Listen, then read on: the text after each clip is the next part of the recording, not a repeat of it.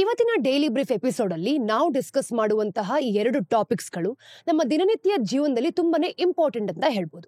ಮೊದಲಿಗೆ FMCG ಕಂಪನಿಗಳಿಗೆ ಸಿಟಿಗಳಲ್ಲಿ ಡಿಮ್ಯಾಂಡ್ ಕಮ್ಮಿ ಆಗ್ತಿರೋದ್ರ ಜೊತೆಗೆ ಕಸ್ಟಮರ್ಸ್ನ ಇಷ್ಟಗಳು ಚೇಂಜ್ ಆಗ್ತಿದೆ.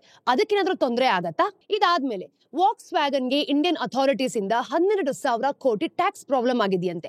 ಈ ಎರಡು ಸ್ಟೋರೀಸ್ ಬಗ್ಗೆನೂ ಇವತ್ತಿನ ಎಪಿಸೋಡ್ ಅಲ್ಲಿ ಡಿಸ್ಕಸ್ ಮಾಡೋಣ. ನಿಮ್ಮೆಲ್ಲರಿಗೂ ಝೀರೋದ ಮಾರುಕಟ್ಟೆಯ ದ ಡೈಲಿ ಬ್ರೀಫ್ ಎಪಿಸೋಡ್ಗೆ ಸ್ವಾಗತ. ಹಣಕಾಸಿನ ವಿಷಯ ಆಗಿರ್ಬೋದು, ಫೈನಾನ್ಷಿಯಲ್ ಮಾರುಕಟ್ಟೆಯಲ್ಲಿ ನಡೆಯುವಂತಹ ದೊಡ್ಡ ಚೇಂಜಸ್ ಗಳ ಬಗ್ಗೆ ನಾನು ನಿಮ್ಗೆ ಅರ್ಥ ಮಾಡಿಸ್ತೀನಿ. ಇವತ್ತು 5th ಫೆಬ್ರವರಿ ವೆಡ್ನೆಸ್ಡೇ. ನಾನು ನಿಮ್ಮ ಹೋಸ್ಟ್ ಚಂದನಾ ಗೌಡ. ನೀವು ನಮ್ಮ ಕಾರ್ಯಕ್ರಮವನ್ನ ಕೇಳಬೇಕು ಅಂತ ಅನ್ಕೊಂಡಿದ್ರೆ ಆಪಲ್ ಮತ್ತೆ ಸ್ಪಾಟಿಫೈ ಪಾಡ್ಕಾಸ್ಟ್ ಅಲ್ಲಿ ಕೇಳಬಹುದು. ಒಂದು ವಿಷಯ ನೆನಪಿರ್ಲಿ, ಯಾವುದೇ ರೀತಿಯಾದಂತಹ ಸ್ಪ್ಯಾಮ್ ಮಾಡ್ತಿಲ್ಲ. ಪ್ರತಿಯೊಂದು ಲಿಂಕ್ ಸಹ ಕಮೆಂಟ್ ಸೆಕ್ಷನ್ ಅಲ್ಲಿ ಅವೈಲೇಬಲ್ ಇದೆ. ಬನ್ನಿ ಇವತ್ತಿನ ಅಪ್ಡೇಟ್ಸ್ ಅನ್ನ ಡೀಟೇಲ್ಡ್ ಆಗಿ ನೋಡ್ಕೊಂಡ್ ಬರೋಣ. FMCG ರಿಸಲ್ಟ್ಸ್ ರೀಸೆಂಟ್ ಆಗಿ ಬಂದಿದೆ. ಇವತ್ತು ಇಂಡಿಯಾದ ದೊಡ್ಡ FMCG ಕಂಪನಿಗಳ ರಿಸಲ್ಟ್ಸ್ ಬಗ್ಗೆ ಮಾತಾಡೋಣ. ಹಿಂದೂಸ್ತಾನ್ ಯೂನಿಲಿವರ್, ಡಾಬರ್ ಕಂಪನಿ ಆಗಿರ್ಬೋದು, ಮಾರಿಕೋ, ನೆಸ್ಲೆ ಇಂಡಿಯಾ ಮತ್ತೆ ಟಾಟಾ ಕನ್ಸ್ಯೂಮರ್ ಪ್ರಾಡಕ್ಟ್ಸ್, ಇದ್ರ ಬಗ್ಗೆ ಇವಾಗ ನಾವು ಡಿಸ್ಕಸ್ ಮಾಡ್ತಿದೀವಿ. FMCG ಸೆಕ್ಟರ್ ನಮ್ಮ ಎಕನಾಮಿ ಜೊತೆ ತುಂಬಾ ಕನೆಕ್ಟ್ ಆಗಿದೆ ಅಂತಾನೆ ಹೇಳ್ಬೋದು. ಫುಡ್ ಮತ್ತೆ ಡ್ರಿಂಕ್ಸ್ ಇಂದ ಹಿಡಿದು ಪರ್ಸನಲ್ ಕೇರ್ ಪ್ರಾಡಕ್ಟ್ಸ್ ವರೆಗೂ ಕೂಡ ಜನ ದಿನ ಯೂಸ್ ಮಾಡುವಂತಹ ವಸ್ತುಗಳ ಬಿಸ್ನೆಸ್ ಇದು. ಇದರಲ್ಲಿ ಕಂಪನಿಗಳು ಜಾಸ್ತಿ ವಸ್ತುಗಳನ್ನ ಪ್ರೊಡ್ಯೂಸ್ ಮಾಡಿ ಜಾಸ್ತಿ ಜನರಿಗೆ ಮಾರಾಟ ಮಾಡ್ತಾರೆ. ಅದಕ್ಕೆ ಅವರು 3 ವಿಷಯಗಳಲ್ಲಿ ಇಂಪ್ರೂವ್ ಮಾಡ್ತಾರೆ ಅಂತಾನೆ ಹೇಳ್ಬೋದು. Economies of scale, distribution networks ಮತ್ತೆ ಬ್ರ್ಯಾಂಡ್ ರೆಕಗ್ನೇಷನ್. ಈ ವಿಷಯಗಳನ್ನ ಇಟ್ಕೊಂಡು ನಾವು ಸೆಕ್ಟರ್ ಅನ್ನ ನೋಡ್ತೀವಿ. ಪ್ರಾಫಿಟಬಿಲಿಟಿ ಮತ್ತೆ ರೆವಿನ್ಯೂ, ಇದ್ರ ಜೊತೆ ಮಾರ್ಜಿನ್ಸ್ ಹಾಗೆ ಡಿಸ್ಟ್ರಿಬ್ಯೂಷನ್ ಚಾನೆಲ್ಸ್ ಹೇಗೆ ಚೇಂಜ್ ಆಗುತ್ತೆ ಅಂತ ನೋಡೋದು ಖಂಡಿತವಾಗ್ಲೂ ಇಂಪಾರ್ಟೆಂಟ್. ಸೆಕ್ಟರ್ ಎಕನಾಮಿ ಜೊತೆ ಹೇಗೆ ಮೂವ್ ಆಗುತ್ತೆ. FMCG ಸೆಕ್ಟರ್ ತುಂಬಾ ಸೇಫ್ ಆಗಿರುತ್ತೆ. ಬೇರೆ ಎಕನಾಮಿ ಚೆನ್ನಾಗಿಲ್ಲ ಅಂದ್ರೂ ಕೂಡ ಸ್ಟೇಬಲ್ ಆಗಿರುತ್ತೆ ಅಂತಾನೆ ಹೇಳ್ಬೋದು. ಕಷ್ಟದ ಟೈಮ್ ನಲ್ಲೂ ಕೂಡ ಜನರು ಊಟ ಆಗಿರ್ಬೋದು, ತಿಂಡಿ ಆಗಿರ್ಬೋದು ಮತ್ತೆ ಟಾಯ್ಲೆಟರೀಸ್ ತರ ಈ ಒಂದು ವಸ್ತುಗಳನ್ನ ಕೊಂಡ್ಕೊಳ್ತಾರೆ. ಬೇರೆ ವಸ್ತುಗಳನ್ನ ಕೊಳ್ಳೋದು ನಿಲ್ಸಿದ್ರು ಕೂಡ ಇದು ನಡೀತಾನೆ ಇರತ್ತೆ. ಇನ್ಫ್ಲೇಷನ್ ಮತ್ತೆ ಇಂಟ್ರೆಸ್ಟ್ ರೇಟ್ಸ್ ಏನಿದೆ ಅಲ್ವಾ, ಇದು ಖಂಡಿತವಾಗ್ಲೂ ಇಂಪಾರ್ಟೆಂಟ್. ಆದ್ರೆ ಬೇರೆ ಸೆಕ್ಟರ್ಸ್ಗೆ ನಾವು ಕಂಪೇರ್ ಮಾಡಿದ್ರೆ ಇದು ರೆಸಿಲಿಯಂಟ್ ಆಗಿರುತ್ತೆ ಮತ್ತೆ ಕ್ಯಾಶ್ ಫ್ಲೋ ಸಹ ಸ್ಟೇಬಲ್ ಆಗಿರುತ್ತೆ. ಆದ್ರೆ ಇಲ್ಲಿ ಒಂದು ವಿಷಯ ತಿಳ್ಕೊಳ್ಳೇಬೇಕು. ಇಂಡಿಯಾದ ಕೆಲವು ಕಡೆ ಬ್ರಾಂಡ್ಸ್ ಚೆನ್ನಾಗಿ ಫಿಕ್ಸ್ ಆಗಿದೆ ಮತ್ತೆ ನಾವು ಮಾರ್ಕೆಟ್ಸ್ ನ ನೋಡಿದಾಗ ಫುಲ್ ಆಗಿದೆ ಅಂತಾನೆ ಹೇಳ್ಬೋದು. ಇನ್ನೊಂದ್ ಕಡೆ FMCG ಕಂಪನಿಗಳು ಬೆಳೆಯೋದಕ್ಕೆ ಟ್ರೈ ಮಾಡ್ತಿದ್ದಾರೆ. ಅಲ್ಲಿ ಇನ್ಕಮ್ ಮತ್ತೆ ಪ್ರಿಫರೆನ್ಸಸ್ ಚೇಂಜ್ ಆಗಿರೋದಕ್ಕೆ ಹೊಸ ಕಸ್ಟಮರ್ಸ್ ಕೂಡ ಬರ್ತಿದ್ದಾರೆ ಅಂತಾನೆ ಹೇಳ್ಬೋದು. ಆ ಬಿಸ್ನೆಸ್ ಎಕನಾಮಿ ಮೇಲೆ ಡಿಪೆಂಡ್ ಆಗಿರುತ್ತೆ ಅಂತ ನಮ್ಗೆ ಇಲ್ಲಿ ಗೊತ್ತಾಗತ್ತೆ ನೋಡಿ. ಈ ಸೆಕ್ಟರ್ 7 to 9% ಅಲ್ಲಿ ಬೆಳೀತಿದೆ. ಈ ರಿಸಲ್ಟ್ ಸೀಸನ್ ನಲ್ಲಿ ಏನೇನ್ ನಡೀತಿದೆ ನೋಡಿ. FMCG ಸೆಕ್ಟರ್ ಕೆಲವು ಮುಖ್ಯ ವಿಷಯಗಳ ಬಗ್ಗೆ ತಲೆ ಕೆಡಿಸ್ಕೊಂಡಿದೆ ಅಂತಾನೆ ಹೇಳ್ಬೋದು. ಒಂದು, ಅರ್ಬನ್ ಕನ್ಸಂಪ್ಷನ್ ಸ್ಲಗಿಶ್ ಆಗಿದೆ ಅಂತಾನೆ ಹೇಳ್ಬೋದು. FMCG ಇಂಡಸ್ಟ್ರಿಯ ಡಿಮ್ಯಾಂಡ್ ಅನ್ನ ನಾವು ನೋಡಿದಾಗ 65% ಅರ್ಬನ್ ಇಂಡಿಯಾ ಇಂದ ಬರ್ತಿತ್ತು. ಆದ್ರೆ ಅರ್ಬನ್ ಇಂಡಿಯಾದಲ್ಲಿ ಕನ್ಸಂಪ್ಷನ್ ಕಮ್ಮಿ ಆಗ್ತಿದೆ. ಆದ್ರೆ ಹಳ್ಳಿಗಳಲ್ಲಿ ನಾವು ನೋಡಿದಾಗ ಡಿಮ್ಯಾಂಡ್ ಜಾಸ್ತಿ ಆಗ್ತಿದೆ ಅಂತಾನೆ ಹೇಳ್ಬೋದು. FY 2025 ಪ್ರಕಾರ ನಾವು ನೋಡಿದಾಗ ರೂರಲ್ ಕನ್ಸಂಪ್ಷನ್ ಸಿಟಿ ಕನ್ಸಂಪ್ಷನ್ ಗಿಂತ ಜಾಸ್ತಿ ಆಯ್ತು. ಅರ್ಬನ್ ಇಂಡಿಯನ್ಸ್ ಖರ್ಚು ಮಾಡೋದು ಬಿಟ್ಟಿದ್ರು ಮತ್ತೆ ಶ್ರೀಮಂತ ಇಂಡಿಯನ್ಸ್ ಅಂತ ನಾವ್ ಏನ್ ಕರಿತೀವಿ ಗೊತ್ತಾ, ಅವರು ಜಾಸ್ತಿ ಕನ್ಸ್ಯೂಮ್ ಮಾಡ್ತಿದ್ದಾರೆ. ಇನ್ನು ಪ್ರೀಮಿಯಂ ಪ್ರಾಡಕ್ಟ್ಸ್ ನಾವು ನೋಡಿದಾಗ ಜಾಸ್ತಿ ಸೇಲ್ ಆಗ್ತಿದೆ ಅಂತಾನೆ ಹೇಳ್ಬೋದು. 2, FMCG ಕಂಪನೀಸ್ ನ ಮಾರ್ಜಿನ್ ಏನಿದೆ ಅಲ್ವಾ, ಕಮ್ಮಿ ಆಗ್ತಿದೆ ಅಂತಾನೆ ಹೇಳ್ಬೋದು. ರಾ ಮೆಟೀರಿಯಲ್ ಇನ್ಫ್ಲೇಷನ್ ಜಾಸ್ತಿ ಇದೆ ಮತ್ತೆ ಟೀ, ಕಾಫಿ, ಪಾಮ್ ಆಯಿಲ್ ಇದರ ಬೆಲೆನೂ ಕೂಡ ಜಾಸ್ತಿ ಆಗ್ತಿದೆ. ಇದರಿಂದ ಕಂಪನಿಗಳಿಗೆ ಏನಾಗುತ್ತೆ, ಪ್ರಾಫಿಟ್ ಮಾಡೋದು ಕಷ್ಟ ಆಗತ್ತೆ ಅಂತಾನೆ ಹೇಳ್ಬೋದು. ಪ್ರೈಸ್ ಸೆನ್ಸಿಟಿವ್ ಆಗಿರುವಂತಹ ಈ ಇಂಡಿಯನ್ ಕನ್ಸ್ಯೂಮರ್ಸ್ ಕೋಪ ಮಾಡ್ಕೊಳ್ದೆ ಈ ಕಾಸ್ಟ್ ಅನ್ನ ಹೇಗೆ ಮ್ಯಾನೇಜ್ ಮಾಡ್ತಾರೆ ಅಂತ ನಾವು ಕಾದು ನೋಡ್ಬೇಕು. 3ನೇದು, ಡಿಸ್ಟ್ರಿಬ್ಯೂಷನ್ ಚಾನೆಲ್ಸ್ ಅಂತ ಏನ್ ಹೇಳ್ತೀವಿ ಅಲ್ವಾ, ಇದು ಕೂಡ ಚೇಂಜ್ ಆಗ್ತಿದೆ. ಇ ಕಾಮರ್ಸ್ ಮತ್ತೆ ಕ್ವಿಕ್ ಕಾಮರ್ಸ್ ಬೆಳೀತಿರೋ ಕಾರಣದಿಂದ FMCG ಕಂಪನೀಸ್ ಡಿಸ್ಟ್ರಿಬ್ಯೂಷನ್ ಚಾನೆಲ್ಸ್ ಏನಿದೆ ಅಲ್ವಾ, ಇದು ಪೂರ್ತಿ ಚೇಂಜ್ ಆಗ್ತಿದೆ. ಇಂಡಿಯನ್ ಇ ಕಾಮರ್ಸ್ ಪ್ರತಿ ವರ್ಷ 26% ಜಾಸ್ತಿ ಆಗ್ತಿದೆ ಅಂತಾನೆ ಹೇಳ್ಬೋದು. ಎಲ್ಲರೂ ಈಗ ಕಿರಾನಾ ಸ್ಟೋರ್ಸ್ ನ ಬಿಟ್ಟು ಈ ಹೊಸ ವಿಷಯಕ್ಕೆ ಅಡ್ಜಸ್ಟ್ ಆಗ್ಬೇಕಾಗತ್ತೆ. ಈ ಕಂಪನಿಗಳು ಈ ಚೇಂಜಸ್ ಅನ್ನ ಹೇಗ್ ಮಾಡಿದ್ರು, FY 25 ನ ಒಂದು 3rd ಕ್ವಾರ್ಟರ್ ನಲ್ಲಿ ನೋಡಿದಾಗ ಈ ಕಂಪನಿಗಳು ಹೇಗೆ ಪರ್ಫಾರ್ಮ್ ಮಾಡ್ತು ಅನ್ನೋದ್ರ ಬಗ್ಗೆ ನಾವು ನೋಡ್ಕೊಂಡ್ ಬರೋಣ. ಹಿಂದೂಸ್ತಾನ್ ಯೂನಿಲಿವರ್ HUL ಅಂತ ಏನ್ ಕರಿತೀವಿ ಗೊತ್ತಾ, ಈ ಕ್ವಾರ್ಟರ್ ನಲ್ಲಿ ಜಾಸ್ತಿ ಗ್ರೋತ್ ಮಾಡ್ಲೇ ಇಲ್ಲ. ಅವರ ರೆವಿನ್ಯೂ ಅನ್ನ ನೋಡಿದಾಗ 1.4% ಜಾಸ್ತಿ ಆಗಿದೆ. ಆದ್ರೆ ಪ್ರಾಫಿಟ್ ಆಫ್ಟರ್ ಟ್ಯಾಕ್ಸ್ ಪ್ಯಾಟ್ ಅಂತ ಏನ್ ಕರಿತೀವಿ ಗೊತ್ತಾ, ಇದು ಫ್ಲಾಟ್ ಆಗಿದೆ ಅಂತಾನೆ ಹೇಳ್ಬೋದು. ಇನ್ಪುಟ್ ಕಾಸ್ಟ್ ಜಾಸ್ತಿ ಆಗ್ತಿರೋದ್ರಿಂದ ಗ್ರಾಸ್ ಮಾರ್ಜಿನ್ಸ್ ಅಂತ ಏನ್ ಕರಿತೀವಿ ಗೊತ್ತಾ, ಇದು 83 ಬೇಸಿಸ್ ಪಾಯಿಂಟ್ಸ್ ಅಲ್ಲಿ ಇದೆ. ಅಂದ್ರೆ ಕಮ್ಮಿ ಆಯ್ತು ಅಂತಾನೆ ಅರ್ಥ. ಆದ್ರೆ ಅವರು ಅಡ್ವರ್ಟೈಸಿಂಗ್ ಗೆ ಕಮ್ಮಿ ಖರ್ಚು ಮಾಡ್ತಿದ್ದಕ್ಕೆ ಅದು ಸರಿ ಹೋಯ್ತು. ಇನ್ನು ಕ್ವಾರ್ಟರ್ ಆನ್ ಕ್ವಾರ್ಟರ್ ನಾವು ನೋಡಿದಾಗ ರೆವಿನ್ಯೂ 0.6% ಮತ್ತೆ ಪ್ಯಾಟ್ 3% ಗೆ ಕಮ್ಮಿ ಆಯ್ತು. ಡಾಬರ್ ಈ ಕ್ವಾರ್ಟರ್ ನಲ್ಲಿ ಕಮ್ಮಿ ಗ್ರೋತ್ ಮಾಡಿದೆ ಅಂತ ನಮ್ಗೆ ಇಲ್ಲಿ ಗೊತ್ತಾಗುತ್ತೆ. ಹೇಗೆ ಅಂತಂದ್ರೆ ಅವರ ರೆವಿನ್ಯೂ ವರ್ಷದಿಂದ ವರ್ಷಕ್ಕೆ 3.1% ಜಾಸ್ತಿ ಆಗಿದೆ. ಮತ್ತೆ ಪ್ಯಾಟ್ ಅನ್ನ ನೋಡಿದಾಗ 1.5% ಜಾಸ್ತಿ ಆಗಿದೆ. ಹಿಂದಿನ ಕ್ವಾರ್ಟರ್ ಗಿಂತ ಈ ಕ್ವಾರ್ಟರ್ ಚೆನ್ನಾಗಿತ್ತು. ರೆವಿನ್ಯೂ ನೋಡಿದಾಗ 10.8% ಇದೆ. ಮತ್ತೆ ನೆಟ್ ಪ್ರಾಫಿಟ್ 23.5% ಜಾಸ್ತಿ ಆಗಿದೆ. ಇನ್ಫ್ಲೇಷನ್ ಇಂದ ಅವರ ಒಂದು ಗ್ರಾಸ್ ಮಾರ್ಜಿನ್ಸ್ ಏನಿದೆ ಅಲ್ವಾ, ಇದು 55 ಬೇಸಿಸ್ ಪಾಯಿಂಟ್ಸ್ ಗಳು ಕಮ್ಮಿ ಆಯ್ತು ಅಂತಾನೆ ಹೇಳ್ಬೋದು. ಆದ್ರೆ ಅವರು ಖರ್ಚನ್ನ ಕಮ್ಮಿ ಮಾಡ್ತಿದ್ರಿಂದ ಅವರ ಒಂದು ಆಪರೇಟಿಂಗ್ ಮಾರ್ಜಿನ್ಸ್ 19 to 20% ಇತ್ತು ಅಷ್ಟೇ. ಇನ್ನು ನೆಸ್ಲೆ ಬಗ್ಗೆ ಮಾತಾಡೋದಾದ್ರೆ ಈ ಕ್ವಾರ್ಟರ್ ನಲ್ಲಿ ಸೇಲ್ಸ್ ಚೆನ್ನಾಗಿ ಮಾಡಿದೆ ನೋಡಿ. ನೆಟ್ ಸೇಲ್ಸ್ ಅನ್ನ ನಾವು ನೋಡಿದಾಗ ವರ್ಷದಿಂದ ವರ್ಷಕ್ಕೆ 3.9% ಜಾಸ್ತಿ ಆಗಿದೆ. ಕೋಕೋ, ಕಾಫಿ ಮತ್ತೆ ಎಡಿಬಲ್ ಆಯಿಲ್ ಅಂತ ಏನ್ ಕರಿತೀವಿ ಗೊತ್ತಾ, ಇದರ ಬೆಲೆ ಜಾಸ್ತಿ ಇರೋದ್ರಿಂದ ಅವರ ಮಾರ್ಜಿನ್ಸ್ ಕಮ್ಮಿ ಆಯ್ತು. ಇನ್ನು ಗ್ರಾಸ್ ಮಾರ್ಜಿನ್ಸ್ 2.2% ಕಮ್ಮಿ ಆಯ್ತು ಅಂತಾನೆ ಹೇಳ್ಬೋದು. ಮತ್ತೆ ಎಬಿಟಾನ ನಾವು ನೋಡಿದಾಗ ಮಾರ್ಜಿನ್ ವರ್ಷದಿಂದ ವರ್ಷಕ್ಕೆ 1.05% ಕಮ್ಮಿ ಆಗಿದೆ. ಅದಕ್ಕೆ ಅವರ ಎಬಿಟಾ 0.6% ಕಮ್ಮಿ ಆಯ್ತು. ಇನ್ನು ಕ್ವಾರ್ಟರ್ ಆನ್ ಕ್ವಾರ್ಟರ್ ಅವರ ಒಂದು ನೆಟ್ ಸೇಲ್ಸ್ ಅನ್ನು ನಾವು ನೋಡಿದಾಗ 6.2% ಕಮ್ಮಿ ಆಗಿದೆ. ಮತ್ತೆ ಪ್ಯಾಟ್ ಸಹ ಫ್ಲಾಟ್ ಆಯ್ತು. ಹಾಗೇನೆ ಇನ್ನೊಂದ್ ಕಡೆ ಮಾರಿಕೋ ಒಂದು ಒಳ್ಳೆ ಕ್ವಾರ್ಟರ್ ಅನ್ನ ನೋಡಿದೆ. ಅವರ ನೆಟ್ ಸೇಲ್ಸ್ ಏನಿದೆ ಅಲ್ವಾ, ಇದು 12.4% ಜಾಸ್ತಿ ಆಯ್ತು. ಮತ್ತೆ ಡೊಮೆಸ್ಟಿಕ್ ವಾಲ್ಯೂಮ್ಸ್ ಅನ್ನ ನಾವು ನೋಡಿದಾಗ 6% ಬೆಳೆದಿದೆ. ಇನ್ನು ಕೋಪ್ರಾ ಬೆಲೆ ಜಾಸ್ತಿ ಆಗಿರೋದ್ರಿಂದ ಗ್ರಾಸ್ ಮಾರ್ಜಿನ್ಸ್ ಏನಿದೆ ಅಲ್ವಾ, ಇದು 1.8% ಕಮ್ಮಿ ಆಯ್ತು ಅಂತಾನೆ ಹೇಳ್ಬೋದು. ಇನ್ನೊಂದ್ ಕಡೆ ಎಬಿಟಾ ಇದರ ಮಾರ್ಜಿನ್ 2.1% ಕಮ್ಮಿ ಆಗಿದೆ. ಅದಕ್ಕೆ ಅವರ ಪ್ಯಾಟ್ ಕಳೆದ ವರ್ಷಕ್ಕೆ ನಾವು ಕಂಪೇರ್ ಮಾಡಿದ್ವಿ ಅಂತಂದ್ರೆ 4% ಮಾತ್ರ ಜಾಸ್ತಿ ಆಯ್ತು. ಇನ್ನು FY25 ನ ಸೆಕೆಂಡ್ ಕ್ವಾರ್ಟರ್ ಗಿಂತ ಈ ಕ್ವಾರ್ಟರ್ ಸ್ವಲ್ಪ ಚೆನ್ನಾಗಿ ಪರ್ಫಾರ್ಮ್ ಮಾಡಿದೆ. ಇನ್ನು ನೆಟ್ ಸೇಲ್ಸ್ ಅನ್ನ ನಾವು ನೋಡಿದಾಗ 2.1% ಮತ್ತೆ ಪ್ಯಾಟ್ 3.2% ಜಾಸ್ತಿ ಆಯ್ತು. ಟಾಟಾ ಕನ್ಸ್ಯೂಮರ್ ಪ್ರಾಡಕ್ಟ್ಸ್ ನ ಅಳತೆ ಮಾಡೋದಕ್ಕೆ ಕಷ್ಟ. ಯಾಕೆಂದ್ರೆ ಅವರು ರೀಸೆಂಟ್ ಆಗಿ ದೊಡ್ಡ ಬಿಸ್ನೆಸ್ ನ ತಗೊಂಡಿದ್ರು. ಅದಕ್ಕೆ ರಿಸಲ್ಟ್ಸ್ ಏನಿದೆ ಅಲ್ವಾ ಸರಿ ಇರ್ಲಿಲ್ಲ ಅಂತಾನೆ ಹೇಳ್ಬೋದು. ವರ್ಷದಿಂದ ವರ್ಷಕ್ಕೆ ಅವರ ರೆವಿನ್ಯೂನ ನೋಡಿದಾಗ ಸುಮಾರು 17% ಜಾಸ್ತಿ ಆಯ್ತು. ಆದ್ರೆ ಅದರಲ್ಲಿ 9% ಮಾತ್ರ ಆರ್ಗ್ಯಾನಿಕ್. ಉಳಿದಿದ್ದು ಅವ್ರು ತಗೊಂಡಿರುವಂತಹ ಬಿಸ್ನೆಸ್ ಇಂದ ಬಂದಿದೆ ಅಂತಾನೆ ಹೇಳ್ಬೋದು. ಅವರ ಪ್ಯಾಟ್ ಏನಿದೆ ಅಲ್ವಾ 11% ಕಮ್ಮಿ ಆಗಿದೆ. ಇನ್ನು ಕ್ವಾರ್ಟರ್ ಆನ್ ಕ್ವಾರ್ಟರ್ ಕೂಡ ಇದೇ ತರ ನಡೀತಿತ್ತು. ರೆವಿನ್ಯೂನ ನಾವು ನೋಡಿದಾಗ 5.4% ಜಾಸ್ತಿ ಆಯ್ತು. ಮತ್ತೆ ಪ್ಯಾಟ್ 7.6% ಕಮ್ಮಿ ಆಗಿದೆ. ಇನ್ನೊಂದ್ ಕಡೆ ಟೀ ಪ್ರೈಸ್ ಕೂಡ ಜಾಸ್ತಿ ಇರೋದ್ರಿಂದ ಗ್ರಾಸ್ ಮಾರ್ಜಿನ್ಸ್ ಅನ್ನ ನಾವು ನೋಡಿದಾಗ 2.73% ಇದೆ. ಮತ್ತೆ ಆಪರೇಟಿಂಗ್ ಮಾರ್ಜಿನ್ ಸಹ 2.34% ಗೆ ಕಮ್ಮಿ ಆಗೋಗಿದೆ. ಹಾಗಿದ್ರೆ ಇದರಲ್ಲಿ ನಮ್ಮ ಟೇಕ್ ಅವೇಸ್ ಏನು? ಇದು ಬರೀ ಒಂದು ಮೇಲ್ನೋಟ ಅಷ್ಟೇ. ಈ ಸೆಕ್ಟರ್ ನ ನಾವು ಡೀಟೇಲ್ಡ್ ಆಗಿ ತಿಳ್ಕೋಬೇಕು ಅಂತಂದ್ರೆ ಬೇಕಾದಷ್ಟು ವಿಷಯ ಇದೆ. ಇಲ್ಲಿ 5 ಮೇನ್ ವಿಷಯಗಳ ಬಗ್ಗೆ ನಾನು ನಿಮ್ಮ ಹತ್ರ ಮಾತಾಡ್ತೀನಿ. 1, ಕನ್ಸಂಪ್ಷನ್ ಕಮ್ಮಿ ಆಗ್ತಿರೋದು ಇಲ್ಲಿ ಕಾಣಿಸ್ತಿದೆ. ಎಲ್ಲಾ ಕಂಪನಿಗಳು ಅರ್ಬನ್ ಡಿಮ್ಯಾಂಡ್ ಕಮ್ಮಿ ಇರೋದ್ರಿಂದ ತೊಂದರೆ ಆಗ್ತಿದೆ ಅಂತಾನೆ ಹೇಳ್ತಿದ್ದಾರೆ. ಇನ್ನು FMCG ಕಂಪನೀಸ್ ಇ ಕಾಮರ್ಸ್ ನಲ್ಲಿ ಪ್ರೈಸ್ ವಾರ್ ಮಾಡ್ತಿದೆ ಅಂತ ಬೇರೆ ಕಡೆಯಿಂದನೂ ರಿಪೋರ್ಟ್ಸ್ ಬಂದಿದೆ. ಟ್ಯಾಕ್ಸ್ ಕಟ್ ಆದ್ರೂ ಕೂಡ ಅರ್ಬನ್ ಇಂಡಿಯನ್ಸ್ ಜಾಸ್ತಿ ಖರ್ಚು ಮಾಡ್ತಿಲ್ಲ ಅಂದ್ರೆ ಈ ಸೆಗ್ಮೆಂಟ್ ಗ್ರೋತ್ ಕಮ್ಮಿ ಇರುತ್ತೆ. ಇನ್ನು ಡಾಬರ್ ತರ ಕಂಪನಿಗಳನ್ನ ನಾವು ನೋಡಿದಾಗ ಹಳ್ಳಿಗಳಲ್ಲಿ ಜಾಸ್ತಿ ಇರುವ ಕಂಪನಿಗಳು ಕೂಡ ಚೆನ್ನಾಗಿ ಪರ್ಫಾರ್ಮ್ ಮಾಡ್ತಿದ್ದಾರೆ. 2ನೇದು ಪ್ರೀಮಿಯಮೈಸೇಷನ್. ಈಗ ಮೇನ್ ಟ್ರೆಂಡ್ ಅಂತಾನೆ ಹೇಳ್ಬೋದು. ಅರ್ಬನ್ ಡಿಮ್ಯಾಂಡ್ ಕಮ್ಮಿ ಇದ್ರೂ ಕೂಡ ಪ್ರೀಮಿಯಂ ಪ್ರಾಡಕ್ಟ್ಸ್ ಏನಿದೆ ಅಲ್ವಾ ಇದು ಜಾಸ್ತಿ ಸೇಲ್ ಆಗ್ತಿದೆ. FMCG ಕಂಪನಿಗಳು ಮಾಸ್ಟೇಜ್ ಪ್ರಾಡಕ್ಟ್ಸ್ ನಲ್ಲಿ ಇನ್ವೆಸ್ಟ್ ಮಾಡ್ತಿರೋದಕ್ಕೆ ಇದೇ ಒಂದು ಮೇನ್ ಕಾರಣ ಅಂತ ಹೇಳ್ಬೋದು. ಜಾಸ್ತಿ ಕಂಪನಿಗಳು ಪ್ರೀಮಿಯಂ ಆಫರಿಂಗ್ಸ್ ಏನಿದೆ ಅಲ್ವಾ ಇದಕ್ಕೆ ಹೋಗೋದಕ್ಕೆ ನೋಡ್ತಿರೋದ್ರಿಂದ ಫ್ಯೂಚರ್ ನಲ್ಲಿ ಇನ್ನೂ ಕೂಡ ಜಾಸ್ತಿ ಪ್ರೀಮಿಯಂ ಪ್ರಾಡಕ್ಟ್ಸ್ ನ ನೋಡಬಹುದು. ಆದ್ರೆ ಟಾಟಾ ಏನ್ ಮಾಡ್ತಿದೆ, ಇದಕ್ಕೆ ಆಪೋಸಿಟ್ ಆಗಿ ಮಾಸ್ ಮಾರ್ಕೆಟ್ ನಲ್ಲಿರುವಂತಹ ಟೀಗೆ ಜಾಸ್ತಿ ಫೋಕಸ್ ಮಾಡ್ತಿದೆ. 3ನೇದು ಕಸ್ಟಮರ್ಸ್ ಚಿಕ್ಕ ಪ್ಯಾಕ್ಸ್ ಕಡೆಗೆ ಹೋಗ್ತಿದ್ದಾರೆ ಅಂತಾನೆ ಹೇಳ್ಬೋದು. ಕೆಲವು ಜನ ಪ್ರೀಮಿಯಂ ಪ್ರಾಡಕ್ಟ್ಸ್ ಕಡೆಗೆ ಹೋದ್ರೆ ಇನ್ನು ಕೆಲವರು ಚಿಕ್ಕ ಪ್ಯಾಕ್ ನ ಕೊಂಡ್ಕೊಳ್ತಿದ್ದಾರೆ. ಇದು ಡಾಬರ್ ನಲ್ಲಿ ಚೆನ್ನಾಗಿ ಕಾಣಿಸುತ್ತೆ. ಯಾಕೆ ಅಂದ್ರೆ ಕಸ್ಟಮರ್ಸ್ ಏನಿದ್ದಾರೆ ಅಲ್ವಾ 1 ಲೀಟರ್ ಜ್ಯೂಸ್ ಬದಲು 200 ml ಜ್ಯೂಸ್ ಕೊಳ್ಳೋದಕ್ಕೆ ಶುರು ಮಾಡ್ತಿದ್ದಾರೆ. ಇನ್ನು ನೆಸ್ಲೆ ಕೂಡ 14 ರೂಪಾಯಿ ಮ್ಯಾಗಿ ಜಾಸ್ತಿ ಸೇಲ್ ಆಗ್ತಿದೆ ಅಂತಾನೆ ಹೇಳಿದೆ.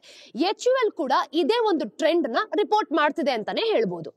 4ನೇದು ಇನ್ಫ್ಲೇಷನ್ ಇಂದ ಪ್ರಾಫಿಟ್ ಗ್ರಾಜುಲಿ ಕಮ್ಮಿ ಆಗ್ತಿದೆ. ಎಲ್ಲಾ ಕಡೆ FMCG ಕಂಪನಿಗಳು ರಾ ಮೆಟೀರಿಯಲ್ಸ್ ಬೆಲೆ ಜಾಸ್ತಿ ಆಗ್ತಿರೋದ್ರಿಂದ ಕಷ್ಟ ಪಡ್ತಿದ್ದಾರೆ. ನೋಡಿ ಹಾಲು ಬೆಲೆನ ನಾವು ನೋಡಿದಾಗ 2020 ಇಂದ 20% ಜಾಸ್ತಿ ಆಗಿದೆ ಅಂತಾನೆ ಹೇಳ್ಬೋದು. ಕೋಕೋ ಬೆಲೆ 2016 ಇಂದ ಡಬಲ್ ಆಗಿದೆ. ಅದಕ್ಕೆ ಎಲ್ಲಾ ಕಂಪನಿಗಳ ಮಾರ್ಜಿನ್ ಸಹ ಕಮ್ಮಿ ಆಗ್ತಿದೆ ಅಂತ ನಮಗೆ ಗೊತ್ತಾಗ್ತಿದೆ. ಒಂದ್ ಕಡೆ ಪ್ರೈಸ್ ನ ಜಾಸ್ತಿ ಮಾಡೋದು, ಪ್ರೊಕ್ಯೂರ್ಮೆಂಟ್ ಸ್ಟ್ರಾಟಜೀಸ್ ನ ಇಂಪ್ರೂವ್ ಮಾಡ್ಕೊಳ್ಳೋದು, ಮತ್ತೆ ಅಡ್ವರ್ಟೈಸಿಂಗ್ ಎಕ್ಸ್ಪೆನ್ಸಸ್ ಏನಿದೆ ಅಲ್ವಾ ಇದನ್ನ ಕಟ್ ಮಾಡೋದು. ಈ ತರ ಸ್ಟ್ರಾಟಜೀಸ್ ಇಂದ ಇದನ್ನ ಸರಿ ಮಾಡೋದಕ್ಕೆ ನೋಡ್ತಿದ್ದಾರೆ. ಕೊನೆದು ಇ ಕಾಮರ್ಸ್ ಗ್ರಾಜುಲಿ ಬೆಳೀತಿದೆ. ಜಾಸ್ತಿ FMCG ಕಂಪನಿಗಳು ಇ ಕಾಮರ್ಸ್ ಇಂದ ಜಾಸ್ತಿ ಸೇಲ್ಸ್ ಅನ್ನ ಮಾಡ್ತಿದ್ದಾರೆ.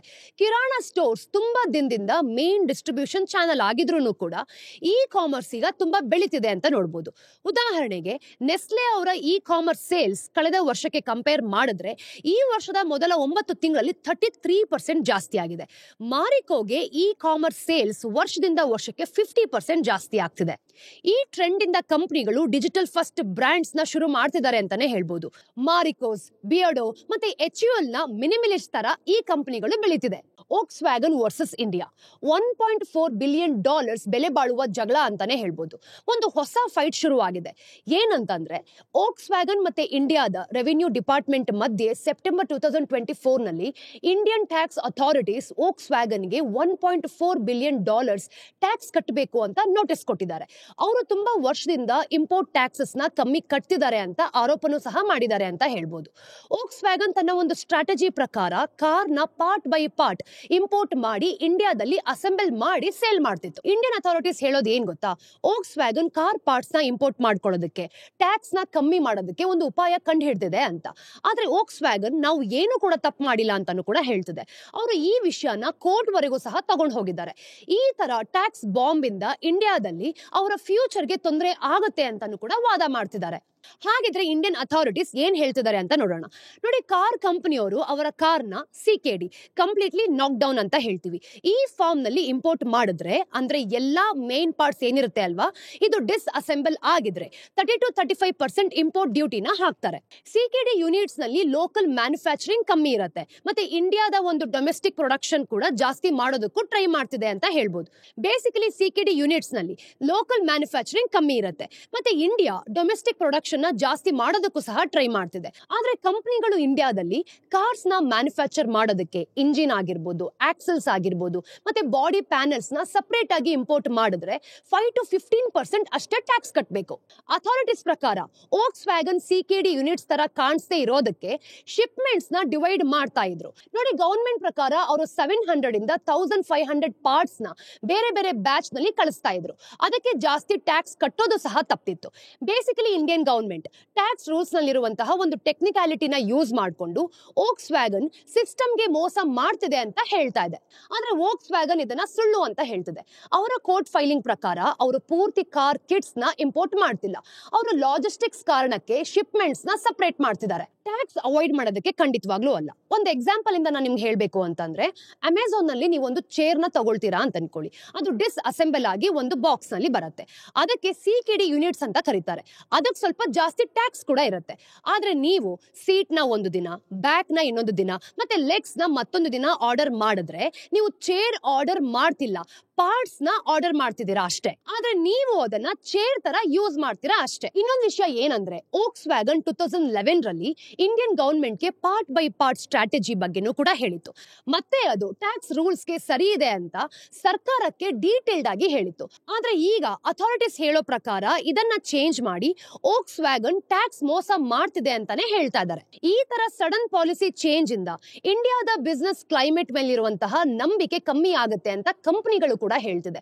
ಇಂಥ ಸರ್ಪ್ರೈಸಸ್ ಇಂದ ಗ್ಲೋಬಲ್ ಕಂಪನೀಸ್ ಅಲ್ಲಿ ಇನ್ವೆಸ್ಟ್ ಮಾಡೋದಕ್ಕೆ ಎಲ್ಲರೂ ಸಹ 2 ಸಲ ಯೋಚನೆ ಮಾಡ್ತಿದ್ದಾರೆ ಅಂತಾನು ಕೂಡ ಇಲ್ಲಿ ಹೇಳ್ತಾ ಇರೋದು. ಸಿಂಪಲ್ ಆಗಿ ಹೇಳ್ಬೇಕಂದ್ರೆ ವೋಕ್ಸ್ ವ್ಯಾಗನ್ಗೆ ಈ ತರ ಸರ್ಪ್ರೈಸಸ್ ಇಂದ ನಮ್ಗೆ ಮತ್ತೆ ಬೇರೆ ಗ್ಲೋಬಲ್ ಕಂಪನಿಗಳಿಗೆ ಇಂಡಿಯಾದಲ್ಲಿ ಬಿಸ್ನೆಸ್ ಮಾಡೋದು ಒಳ್ಳೆ ಡಿಸಿಷನ್ ಅಂತ ಅನಿಸ್ತಿದೆ ಅಂತ ಹೇಳ್ತಾ ಇದ್ದಾರೆ. ವೋಕ್ಸ್ ವ್ಯಾಗನ್ ಇಲ್ಲಿ ತುಂಬಾ ಇಂಪಾರ್ಟೆಂಟ್ ಇದೆ ಅಂತಾನೆ ಹೇಳ್ಬೋದು. ವೋಕ್ಸ್ ವ್ಯಾಗನ್ ಇಂಡಿಯಾದಲ್ಲಿ Skoda auto Volks wagon India private limited ಅಂತ ವರ್ಕ್ ಮಾಡ್ತಿದೆ. ಬೇಸಿಕಲಿ ಇದು ವೋಕ್ಸ್ ವ್ಯಾಗನ್, ಸ್ಕೋಡಾ, ಆಡಿ, ಪೋರ್ಷೆ ಮತ್ತೆ ಲ್ಯಾಂಬೋಗಿನಿ ತರ ಬ್ರಾಂಡ್ಸ್ ನ ಮ್ಯಾನೇಜ್ ಮಾಡುತ್ತೆ. ಇಂಡಿಯನ್ ಕಸ್ಟಮರ್ಸ್ಗೆ ಬೇಕಾಗಿರುವಂತಹ ಕಾರ್ಸ್ ನ ಡಿಸೈನ್ ಮಾಡೋದಕ್ಕೆ ಕಂಪನಿ €1 ಬಿಲಿಯನ್ ನ ಇನ್ವೆಸ್ಟ್ ಮಾಡಿದೆ. ವೋಕ್ಸ್ ವ್ಯಾಗನ್ ಟೈಗನ್ ಮತ್ತೆ ಸ್ಕೋಡಾ ಕುಶಾಕ್ ಮಾಡೆಲ್ಸ್ ಈ ಒಂದು ಪ್ಲಾನ್ ನಲ್ಲಿ ಇರುವಂತಹ ಪ್ರಾಡಕ್ಟ್ಸ್ ಅಂತ ಹೇಳ್ಬೋದು. ವೋಕ್ಸ್ ವ್ಯಾಗನ್ ಪ್ರೊಡಕ್ಷನ್ ಚೆನ್ನಾಗಿ ಪರ್ಫಾರ್ಮ್ ಮಾಡೋದಕ್ಕೆ ಮತ್ತೆ ಇಂಡಿಯನ್ ಮಾರ್ಕೆಟ್ ಅಲ್ಲಿ ಕಾಂಪೀಟ್ ಮಾಡೋದಕ್ಕೆ ಅವರ ಆಪರೇಷನ್ ನ Skoda auto Volks wagon India ಅಡಿಯಲ್ಲಿ ಮರ್ಜ್ ಮಾಡಿದೆ. ಇಷ್ಟೆಲ್ಲ ಇನ್ವೆಸ್ಟ್ ಮಾಡಿದ್ರು ಸಹ ವೋಕ್ಸ್ ವ್ಯಾಗನ್ ಬರೀ 2% ಮಾರ್ಕೆಟ್ ನ ಹೋಲ್ಡ್ ಮಾಡ್ತಿದೆ ಗೊತ್ತಾ. 2023 ಹಾಗೂ 24 ಅಲ್ಲಿ ನಾವು ನೋಡಿದಾಗ ಕಂಪನಿ $2.19 ಬಿಲಿಯನ್ ನ ಸೇಲ್ ಮಾಡಿ ಬರೀ $11 ಮಿಲಿಯನ್ ಅಷ್ಟು ಪ್ರಾಫಿಟ್ ಮಾಡಿದೆ ಅಷ್ಟೇ. ಈಗ ಈ ಟ್ಯಾಕ್ಸ್ ಇಂದ ವೋಕ್ಸ್ ವ್ಯಾಗನ್ ನ ಫ್ಯೂಚರ್ ಪ್ಲಾನ್ಸ್ಗೂ ಸಹ ತೊಂದರೆ ಆಗ್ಬೋದು. ಇದು ಖಂಡಿತವಾಗ್ಲೂ ಫಸ್ಟ್ ಟೈಮ್ ಅಲ್ವೇ ಅಲ್ಲ. ಒಂದು ಫಾರಿನ್ ಕಂಪನಿಗಳಿಗೆ ಇಂಡಿಯಾದಲ್ಲಿ ಈ ತರ ಬೇಕಾದಷ್ಟು ಸಲ ಆಗಿದೆ. ಇನ್ನು ವೋಕ್ಸ್ ವ್ಯಾಗನ್ ಕೇಸ್ ಅನ್ನು ನಾವು ನೋಡಿದಾಗ ವೊಡಾಫೋನ್ ಟ್ಯಾಕ್ಸ್ ಡಿಸ್ಪ್ಯೂಟ್ ತರ ಇದೆ ಅಂತಾನೆ ಹೇಳ್ಬೋದು. 2007 ರಲ್ಲಿ ನಾವು ನೋಡಿದಾಗ ವೊಡಾಫೋನ್ ಒಂದು ಇಂಡಿಯನ್ ಟೆಲಿಕಾಂ ಕಂಪನಿನ ಆಫ್ ಶೋರ್ ಡೀಲ್ಸ್ ಇಂದ ಕಂಟ್ರೋಲ್ ಮಾಡ್ತು. ಹಾಗೇನೆ ಇಂಡಿಯನ್ ಗವರ್ಮೆಂಟ್ ವೊಡಾಫೋನ್ಗೆ $2 ಬಿಲಿಯನ್ ಕ್ಯಾಪಿಟಲ್ ಗೇನ್ಸ್ ಟ್ಯಾಕ್ಸ್ ಅನ್ನ ಹಾಕ್ತು. ಈ ವಿಷಯದ ಸಲುವಾಗಿ ವೊಡಾಫೋನ್ ಫೈಟ್ ಮಾಡ್ತು. ಆದ್ರೆ 2012 ರಲ್ಲಿ ನಾವು ನೋಡಿದಾಗ ಇಂಡಿಯನ್ ಸುಪ್ರೀಂ ಕೋರ್ಟ್ ವೊಡಾಫೋನ್ ಪರವಾಗಿ ತೀರ್ಪು ಸಹ ಕೊಡ್ತು. ಆದ್ರೆ ಗವರ್ಮೆಂಟ್ ತೀರ್ಪನ್ನ ಒಪ್ಕೊಳ್ಳದೆ ಟ್ಯಾಕ್ಸ್ ಲಾನ ಇಮಿಡಿಯೇಟ್ ಆಗಿ ಚೇಂಜ್ ಮಾಡಿ ವೊಡಾಫೋನ್ ಹೊಣೆ ಆಗೋ ತರ ಮಾಡ್ತು. ಇದರಿಂದ ಗ್ಲೋಬಲ್ ಇನ್ವೆಸ್ಟರ್ಸ್ ಕೋಪ ಮಾಡ್ಕೊಂಡ್ರು. ಮತ್ತೆ ಇಂಡಿಯಾಗೆ ಒಂದು ಕೆಟ್ಟ ಹೆಸರು ಸಹ ಬಂತು. 10 ವರ್ಷ ಆದ್ಮೇಲೆ ಒಂದು ಇಂಟರ್ನ್ಯಾಷನಲ್ ಟ್ರಿಬ್ಯುನಲ್ ಇಂಡಿಯಾ ವಿರುದ್ಧ ತೀರ್ಪು ಕೊಟ್ಟ ಮೇಲೆ ಗವರ್ಮೆಂಟ್ ಆ ಒಂದು ರೆಟ್ರೋಸ್ಪೆಕ್ಟಿವ್ ಟ್ಯಾಕ್ಸ್ ಲಾನ ಕ್ಯಾನ್ಸಲ್ ಮಾಡ್ತು. ಆದ್ರೆ ಅದು ವಿಷಯನ ಸರಿ ಮಾಡ್ಕೊಳ್ಳಿಲ್ಲ. ವೊಡಾಫೋನ್ ಈಗ ಕಷ್ಟ ಪಡ್ತಿರೋದಕ್ಕೆ ಕಾರಣ ಅವರ ಒಂದು ಫೈನಾನ್ಷಿಯಲ್ ಕಂಡೀಷನ್ ಹಾಳಾಗಿರೋದು ಅಂತಾನೆ ಹೇಳ್ಬೋದು. ವೋಕ್ಸ್ ವ್ಯಾಗನ್ ಅಷ್ಟೇ ಅಲ್ಲ, ನಿಸಾನ್ ಕೂಡ 2018 ರಲ್ಲಿ ಟ್ಯಾಕ್ಸ್ ಡಿಸ್ಪ್ಯೂಟ್ ನ ಫೇಸ್ ಮಾಡ್ತು. ತಮಿಳುನಾಡು ಗವರ್ಮೆಂಟ್ ಅನ್ನ ನಾವು ನೋಡಿದಾಗ $770 ಮಿಲಿಯನ್ ಪ್ರಾಮಿಸಸ್ ಸಹ ಮಾಡಿತ್ತು. ಆದ್ರೆ ಅದು ಕೊಡ್ಲಿಲ್ಲ. ಹಾಗೆ ಫೋರ್ಡ್ ಕಂಪನಿ ನಷ್ಟದಿಂದ ಮತ್ತೆ ಚೇಂಜ್ ಆಗಿರುವಂತಹ ರೂಲ್ಸ್ ಇಂದ 2021 ರಲ್ಲಿ ಇಂಡಿಯಾನ ಬಿಟ್ಟು ಹೋಯ್ತು. ಟೆಸ್ಲಾ ಕೂಡ ಇಂಡಿಯಾದಲ್ಲಿ ತಡ ಮಾಡ್ತಿದೆ. ಯಾಕೆ ಅಂದ್ರೆ ಎಲೆಕ್ಟ್ರಿಕ್ ವೆಹಿಕಲ್ಸ್ ಮೇಲೆ ಜಾಸ್ತಿ ಇಂಪೋರ್ಟ್ ಟ್ಯಾಕ್ಸಸ್ ಇರೋದ್ರಿಂದ. ಬೇಸಿಕಲಿ ಈ ಕೇಸಸ್ ಇಂದ ಒಂದು ವಿಷಯ ಕ್ಲಿಯರ್ ಆಗ್ತಿದೆ. ಇಂಡಿಯಾ ಏನ್ ಮಾಡ್ತಿದೆ, ಮೇಕ್ ಇನ್ ಇಂಡಿಯಾ ಆಗಿರ್ಬೋದು ಮತ್ತೆ ಈಸ್ ಆಫ್ ಡೂಯಿಂಗ್ ಬಿಸ್ನೆಸ್ ಅಂತ ಹೇಳಿದ್ರು ಕೂಡ ಫಾರಿನ್ ಕಂಪನಿಗಳಿಗೆ ಪಾಲಿಸೀಸ್ ಚೇಂಜ್ ಆಗೋದು ಮತ್ತೆ ಟ್ಯಾಕ್ಸ್ ತೊಂದರೆಗಳು ಕಂಟಿನ್ಯೂಸ್ ಆಗಿ ಬರ್ತಿದೆ. ಹಾಗೆ ವೋಕ್ಸ್ ವ್ಯಾಗನ್ಗೆ ಇದು ಒಂದು ದೊಡ್ಡ ಪ್ರಾಬ್ಲಮ್ ಅಂತ ಹೇಳ್ಬೋದು. ಯಾಕೆ ಅಂದ್ರೆ ಅವರ ಒಂದು ಆಪರೇಷನ್ಸ್ ನ ಹಾಳು ಮಾಡ್ಕೊಳ್ತದೆ. ಟ್ಯಾಕ್ಸ್ ನೋಟಿಸ್ ಕೊಟ್ಟಾದ್ಮೇಲೆ Mumbai customs authorities Volkswagen ನ ಆಡಿ ಮತ್ತೆ ಪೋರ್ಷೆ ತರ ಲಕ್ಸುರಿ ಬ್ರಾಂಡ್ಸ್ ನ ಸ್ಪೇರ್ ಪಾರ್ಟ್ಸ್ ಏನಿದೆ ಅಲ್ವಾ, ಇದನ್ನ ಕಳ್ಸೋದನ್ನೇ ನಿಲ್ಲಿಸಿದ್ದಾರೆ. ಕೆಲವು ಡೀಲರ್ಶಿಪ್ಸ್ ಗೆ ಪಾರ್ಟ್ಸ್ ಸಿಗದೆ ತೊಂದರೆ ಆಗ್ತಿದೆ ಅಂತಾನೆ ಹೇಳ್ಬೋದು. ಆಮೇಲೆ ನಾವು ನೋಡಿದಾಗ ಶಿಪ್ಮೆಂಟ್ಸ್ ನ ಬಿಟ್ರು, ಆದ್ರೆ ವೋಕ್ಸ್ ವ್ಯಾಗನ್ ಸಪ್ಲೈ ಚೈನ್ ಹಾಳಾಯ್ತು. ಹಾಗಿದ್ರೆ ಮುಂದೆ ಏನಾಗುತ್ತೆ? ವೋಕ್ಸ್ ವ್ಯಾಗನ್ ಬಾಂಬೆ ಹೈಕೋರ್ಟ್ಗೆ ಹೋಗಿದೆ. ಮತ್ತೆ ಫೆಬ್ರವರಿ 5ಕ್ಕೆ ವಿಚಾರಣೆ ಇದೆ ಅಂತಾನೆ ಹೇಳ್ಬೋದು. ಅವರು ಬಂದಿರುವಂತಹ ಟ್ಯಾಕ್ಸ್ ನೋಟಿಸ್ ನ ಕ್ಯಾನ್ಸಲ್ ಮಾಡ್ತಾರೆ. ಮತ್ತೆ ಲಾಂಗ್ ಟರ್ಮ್ ಪ್ಲಾನ್ಸ್ ನ ಸರಿ ಮಾಡ್ತಾರಾ ಅಂತ ಕಾದು ನೋಡ್ಬೇಕಾಗತ್ತೆ. ಈ ಕೇಸ್ ಇಂದ ಬೇರೆ ಫಾರಿನ್ ಕಂಪನಿಗಳು ಇಂಡಿಯಾದಲ್ಲಿ ಇನ್ವೆಸ್ಟ್ ಮಾಡೋದಕ್ಕೆ 2 ಸಲ ಯೋಚನೆ ಮಾಡ್ತಾರೆ. ಇಂಡಿಯಾ ಏನಾದ್ರೂ ಮ್ಯಾನುಫ್ಯಾಕ್ಚರಿಂಗ್ ಹಬ್ ಆಗ್ಬೇಕು ಅಂತ ಅನ್ಕೊಂಡಿದ್ರೆ ಈ ತರ ಡಿಸ್ಪ್ಯೂಟ್ಸ್ ನ ಹೇಗೆ ಸರಿ ಮಾಡ್ತಾರೆ ಅನ್ನೋದ್ರ ಮೇಲೆ ಡಿಪೆಂಡ್ ಆಗಿರುತ್ತೆ. ವೋಕ್ಸ್ ವ್ಯಾಗನ್ ಕೇಸ್ ವೊಡಾಫೋನ್ ತರ ಆಗುತ್ತಾ ಅಥವಾ ಗವರ್ಮೆಂಟ್ ಇನ್ವೆಸ್ಟರ್ ಕಾನ್ಫಿಡೆನ್ಸ್ ನ ವಾಪಸ್ ತರೋದಕ್ಕೆ ಹೆಜ್ಜೆ ತಗೊಳ್ತಾ ಇದಾರಾ ಅಂತ ಕಾದು ನೋಡ್ಬೇಕು. ಸ್ನೇಹಿತರೆ, ಇದು ಇವತ್ತಿನ ಸ್ಟೋರೀಸ್ ನ ಅಪ್ಡೇಟ್. ಟಿಡ್ಬಿಟ್ಸ್ ಏನು ಅಂತ ನೋಡ್ಕೊಂಬರೋಣ. ನಂಬರ್ 1, ಇಂಡಿಯಾದ manufacturing purchasing managers index PMI ಅಂತ ಏನ್ ಕರಿತೀವಿ ಗೊತ್ತಾ? ಇದು ಜನವರಿ 2025 ನಲ್ಲಿ 57.7% ಗೆ ಜಾಸ್ತಿ ಆಗಿದೆ. ಅಂದ್ರೆ ಡಿಸೆಂಬರ್ 2024 ನಲ್ಲಿ 56.4% ಇತ್ತು. 6 ತಿಂಗಳಲ್ಲಿ ಇದು ಅತಿ ಹೆಚ್ಚು ಅಂತ ಹೇಳ್ಬೋದು. ಒಂದ್ ಕಡೆ ಎಕ್ಸ್ಪೋರ್ಟ್ ಆರ್ಡರ್ಸ್ ಅನ್ನು ನಾವು ನೋಡಿದಾಗ ತುಂಬಾ ಜಾಸ್ತಿ ಆಗ್ತಿರೋದ್ರಿಂದ ಇದು ಸಾಧ್ಯವಾಯಿತು. ನಂಬರ್ 2, ಆಫೀಸರ್ಸ್ ಚಾಯ್ಸ್ ವಿಸ್ಕಿನ ಮಾಡುವಂತಹ ಈ ಅಲೈಡ್ ಬ್ಲೆಂಡರ್ಸ್ ಅಂಡ್ ಡಿಸ್ಟಿಲರ್ಸ್ ಏನಿದೆ ಅಲ್ವಾ, ABD ಕಂಪನಿ ಅಂತ ಕರಿತೀವಿ. ಲಕ್ಸುರಿ ಆಲ್ಕೋಹಾಲ್ ಮಾರ್ಕೆಟ್ ನಲ್ಲಿ ಬೆಳೆಯೋದಕ್ಕೆ 3 ಹೊಸ ಬ್ರಾಂಡ್ಸ್ ನ 2024 ನಲ್ಲಿ ಲಾಂಚ್ ಮಾಡೋದಕ್ಕೆ ರೆಡಿ ಇದ್ರು. ಈಗ ಲಕ್ಸುರಿ ಸ್ಪಿರಿಟ್ಸ್ ABD ನ ಒಂದು ಟೋಟಲ್ ಸೇಲ್ಸ್ ವಾಲ್ಯೂಮ್ ನಲ್ಲಿ 3% ಅಷ್ಟೇ ಇದ್ರೂ ಕೂಡ ಇಂಡಸ್ಟ್ರಿಯ ಪ್ರಾಫಿಟ್ ನಲ್ಲಿ ನಾವು ನೋಡಿದಾಗ 20% ಕಾಂಟ್ರಿಬ್ಯೂಟ್ ಮಾಡುತ್ತೆ. ನಂಬರ್ 3, ಇಂಡಿಯಾದ ಅಡ್ವರ್ಟೈಸಿಂಗ್ ಇಂಡಸ್ಟ್ರಿನ ನಾವು ನೋಡಿದಾಗ 2025 ನಲ್ಲಿ 6.5% ಬೆಳಿಬಹುದು. 1.1 ಲಕ್ಷ ಕೋಟಿ ಕೂಡ ತಲುಪತ್ತೆ ಅಂತ ಅಂದಾಜು ಮಾಡಿದ್ದಾರೆ. ಡಿಜಿಟಲ್ ಅಡ್ವರ್ಟೈಸಿಂಗ್ ಇಂದ ಈ ಗ್ರೋತ್ ಬರುತ್ತೆ. Digital advertising total ad spends ನಲ್ಲಿ 49% ಅಂದ್ರೆ 49,251 ಕೋಟಿ ಮಾಡುತ್ತೆ ಅಂತ ಇದೆ. ಹಾಗೇನೆ ಟಿವಿ ಶೇರ್ಸ್ 28% ಗೆ ಅಂದ್ರೆ 28,062 ಕೋಟಿ. ಮತ್ತೆ ಪ್ರಿಂಟ್ ಅನ್ನ ನಾವು ನೋಡಿದಾಗ 17% ಅಂದ್ರೆ 17,529 ಕೋಟಿಗೆ ಕಮ್ಮಿ ಆಗತ್ತೆ. ಸ್ನೇಹಿತರೆ, ಇದು ಇವತ್ತಿನ ಝೀರೋದ ಮಾರುಕಟ್ಟೆಯ ದ ಡೈಲಿ ಬ್ರೀಫ್ ನ ಅಪ್ಡೇಟ್. ನಿಮಗೆ ವಿಡಿಯೋ ಇಷ್ಟ ಆಗಿದ್ದಲ್ಲಿ ಲೈಕ್ ಮಾಡಿ, ಶೇರ್ ಮಾಡಿ, ಸಬ್ಸ್ಕ್ರೈಬ್ ಮಾಡಿ. ಮತ್ತಷ್ಟು ಅಪ್ಡೇಟ್ಸ್ ಒಂದಿಗೆ ನಾನು ನಿಮಗೆ ಮುಂದಿನ ವಿಡಿಯೋಲಿ ಸಿಗ್ತೀನಿ. ಅಲ್ಲಿ ತನಕ ಟೇಕ್ ಕೇರ್.